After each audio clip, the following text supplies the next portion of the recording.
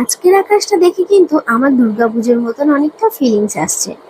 আজকে ছিল বৃহস্পতিবার, আর আমি এখন সকাল সকাল উঠে পড়েছি, ঘুম থেকে উঠে স্নান সেরে ছাদে এসেছি। এখন ঠাকুর ঘরে যাব, পুজো দেবো। তো এদিকে গাছপালাগুলো এতদিন বৃষ্টির কারণে একদমই স্যাঁতস্যাঁতে হয়েছিল, যে কারণে আজকে রোদ উঠেছে বলে ওদেরও একটু দেখতে সতেজ মনে হচ্ছে। আর তাথই বসে গেছে ওর খেলনা নিয়ে খেলা করতে।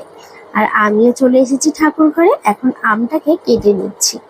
এক হাতে ক্যামেরা ধরে এক হাতে ভিডিও করা জানো তো খুবই সমস্যা হয়।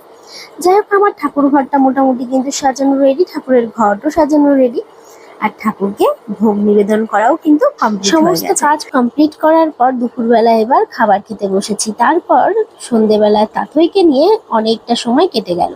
তারপর রাতে এসে দেখি খাবার মতন সেরকম কিছুই নেই ভাতের সাথে, তাই করে নিলাম টমেটো ভর্তা। আর এটার রেসিপি কিন্তু আমি অলরেডি পোস্ট করে দিয়েছি, তোমরা যারা যারা দেখতে চাও অবশ্যই চ্যানেলে গিয়ে চেক আউট করে নিও।